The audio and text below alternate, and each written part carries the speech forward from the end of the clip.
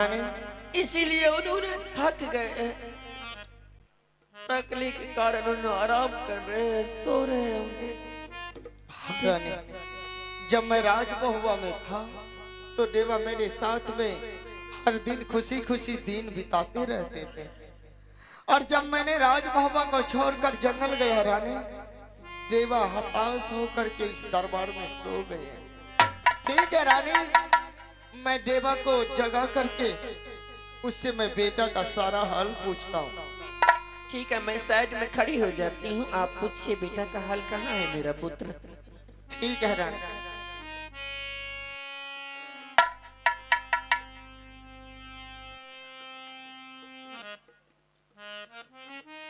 देवा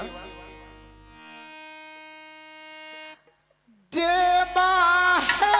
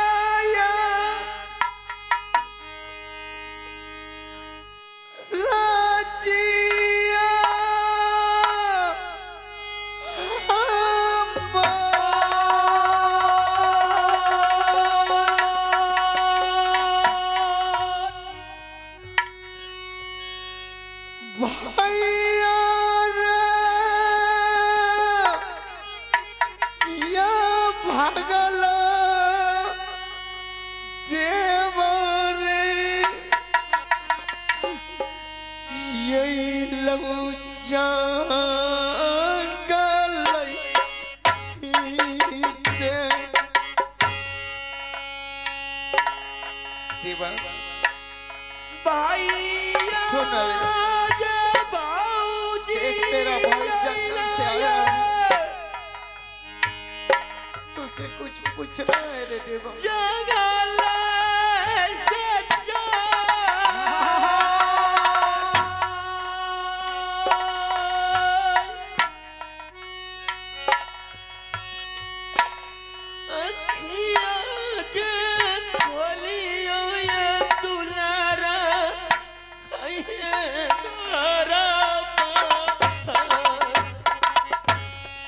भैया या भागला यही लो जे मारे हम भैया रे या भागला तो हरो यही लो जंगल उतारते नींद तेरा भाई मैया दुलारुआ देवा के का पता तुमसे पूछना है रे। उतारते नींद सुता तई बेटा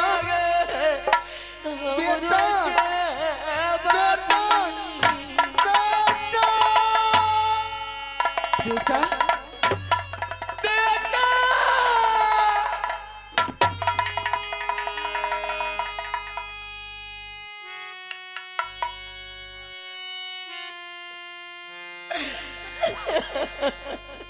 मैं तुझसे पहले बोला रानी कि मैंने सपना में देखा कि आगे। अरे बेटा बिगारी डलिया गे दूर मैया गे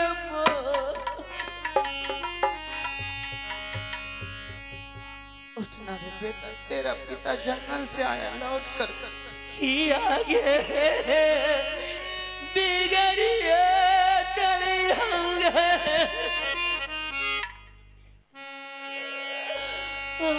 मैं तो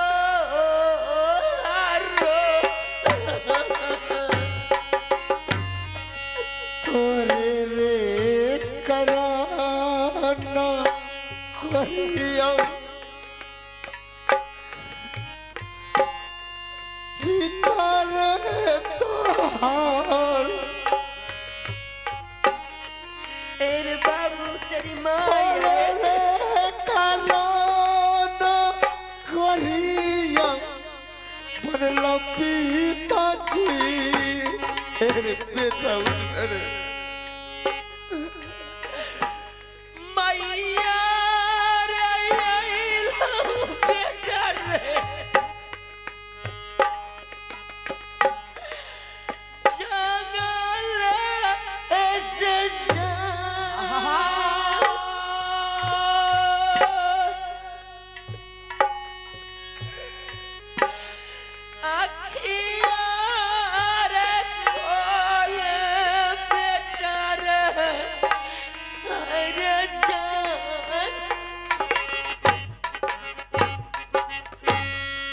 के करा भरोसा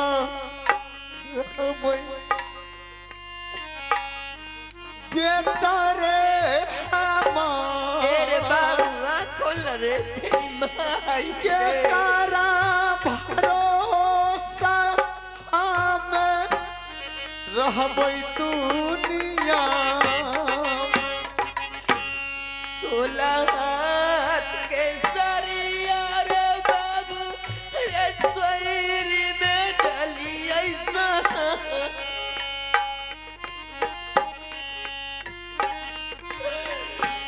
नोबेरे महीना में रखल रे अपना कोखिया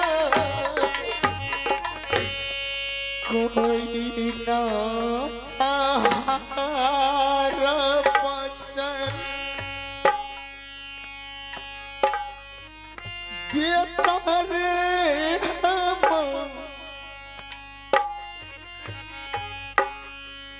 कोई ना सहारा बेटा बचलै हमरो के रे जोगिनिया खल गौरे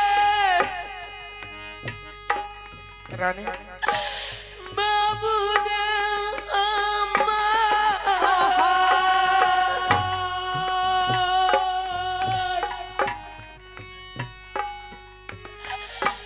पिंजरा से सुगना रे उड़िए गेलै फूलावा के रानी रानी ऐसा कर रानी चलिए इस महुआ में हमारा सब कुछ लूट गया है जिस महुआ में हमारा सब कुछ लूट गया है उस राज महुआ में हम नहीं रहेंगे रानी चल यहाँ से अरे बाबू रे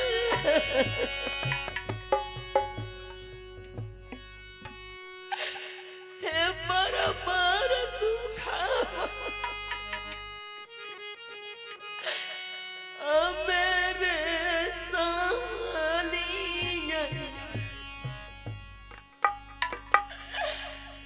साबे कलिए पूरा सुगार रे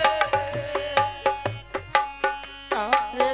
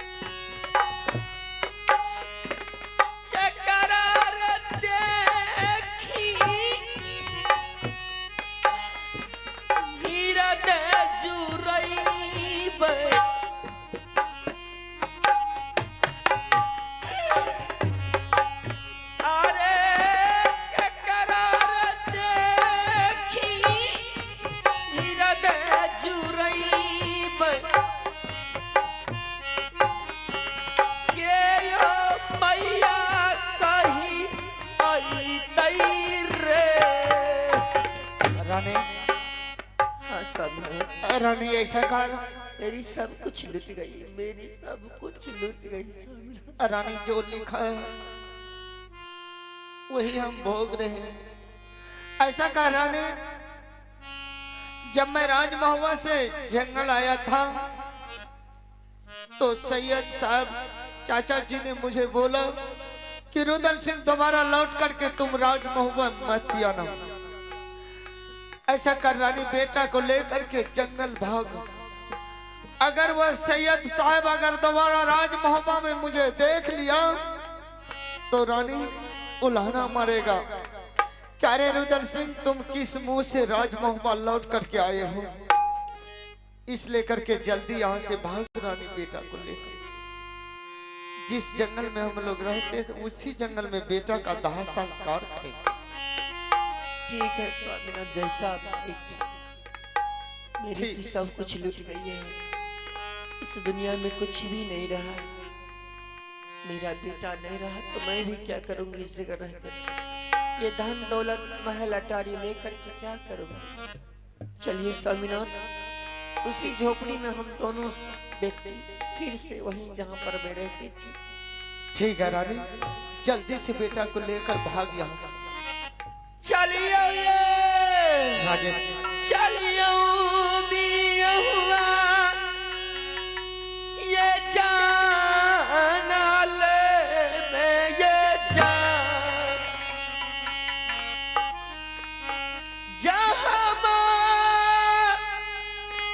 झोपड़िया लगई ये रानिया।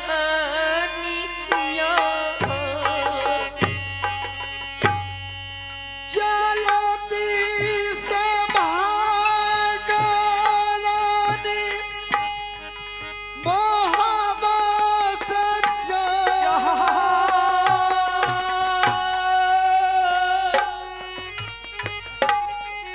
चलो दी से भाग रानी, जब मोहब्बा से रहिया जे धैने मैया जंगलवा में गे जा।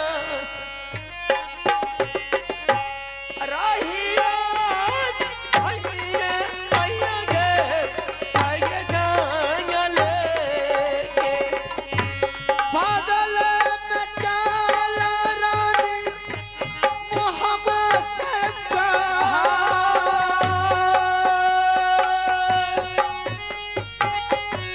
पागल में चला है रानी, जब मोहब्बत से करमा जे चरिए गेलै फूलवा के गैया। करमा जे चरिए गेलै हाये फूलवा के।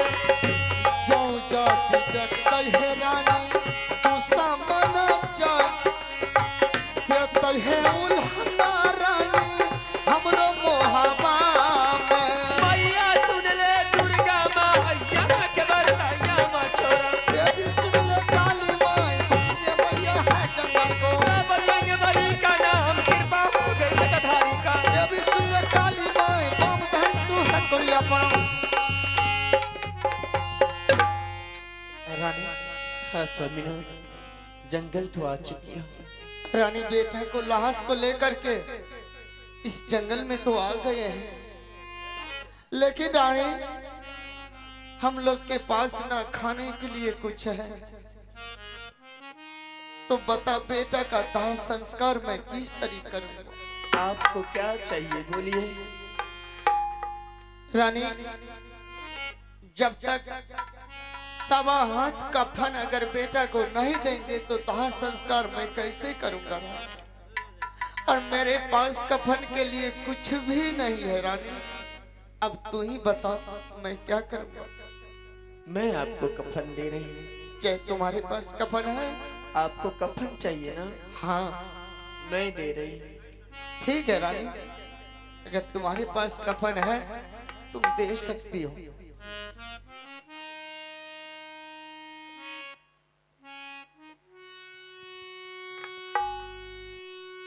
हे सावा हाथ ये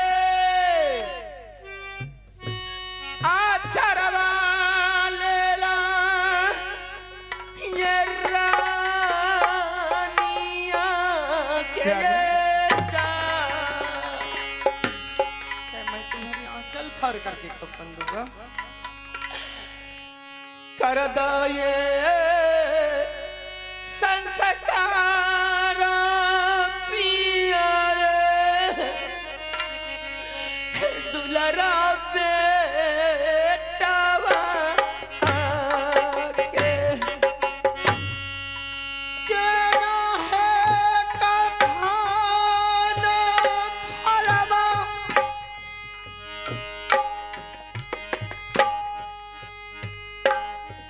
रानी है तो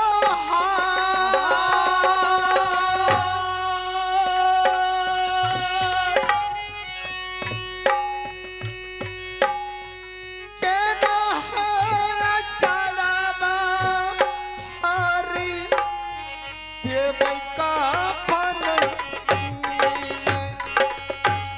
कहवा से लईबै पिया दुलरुआ बाबूल जो से कफन लईबै दुलरा बाबू रानी हसन क्या मैं तुम्हारी आंचल फाड़ करके कफन दूंगा? मैं इसलिए कह रही हूँ कि मेरे इस संसार में क्या है, माँ के आंचल में हर चीज छुपा हुआ है। नहीं नहीं रानी, माँ के आंचल वो चीज है कि अगर बच्चा को गोद में ले लेते हैं, उनको रजाई दे दिया जाए, गद्दा दे दिया जाए, एक माँ के आंचल को सिर्फ ओढ़ा दिया जाए, तो रद्दा गद्दा रजाई सब इसके आगे फैल है। रानी इसीलिए इस आंचल से क्या नहीं हो रहा है। मैं अपने बेटा के लिए आंचल दे दूंगी, इस दुनिया में कहां से मैं अपने बेटा के लिए कफन लाऊंगी। रानी ऐसा कर रानी, तुम यहाँ से चली जा रानी बस्ती की ओर, और जिस बस्ती से रानी तू मेरे लिए भोजन और पानी मांग कर लाती थी रानी, आज उसी बस्ती तू चली जा रानी। माता बहन बाबू भैया से कहना कि आज ना मुझे भोजन चाहिए ना पानी चाहिए, मेरा बेटा मर गया है, बेटा की कफन के लिए 2-4 रुपया दे दीजिए ताकि मैं अपना बेटा का दाह संस्कार कर सकूं। ठीक है स्वामीनाथ, मैं जा रही हूँ वहीं जहां से मैं मांग करके लाती थी, मैं वहीं से मांग करके ले आती हूँ। ठीक है रानी, तब तक आप अपना बेटा को ध्यान रखिएगा और इसी जगह बेटा के पास रहिएगा। हाँ रानी, जाओ मैं बेटा के पास बैठता हूँ, तू जल्दी से 2-4 रुपया मांग करके कफन के लिए ले आओ ताकि मैं कफन खरीद कर बेटा का दाह संस्कार कर सकूं। ठीक है।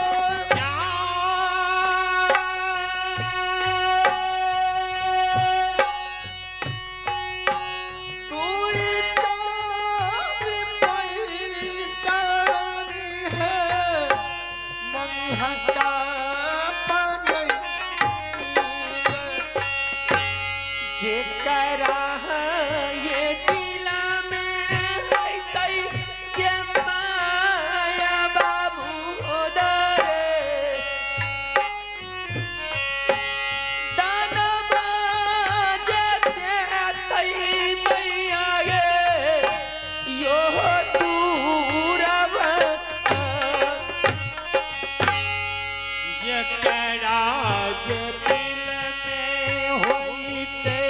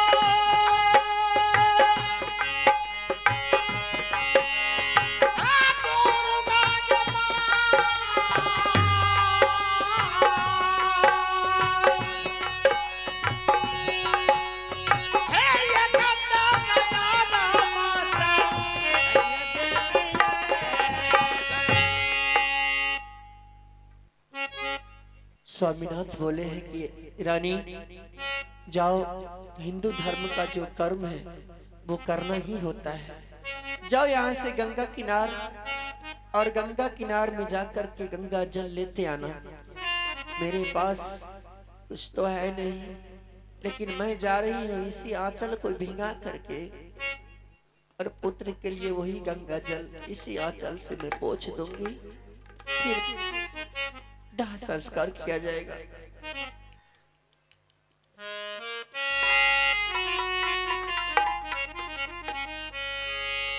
चल रही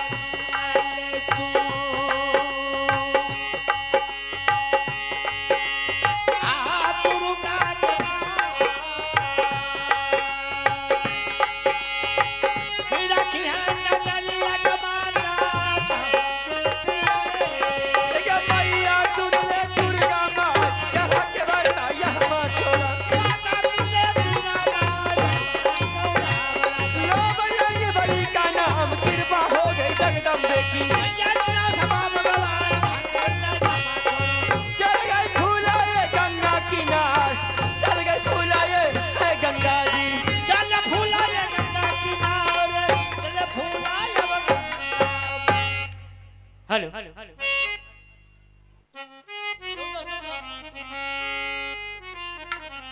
चलो पौरा हवा विजय हो सरदा, चले पौरा हवा हो अब दरबार में, चले पौरा हवा विजय हो सरदा, चले पौरा हवा हो अब विजय बढ़िया साले बराबर जाए के समैया हो के यहाँ में, विजय चले बराबर जाए कहीं समैया के अंबल में, दिन में चले 42 कोस मंदिर बना है, भैया सुनिया सवाव नवाने चले विजय सिंगल में।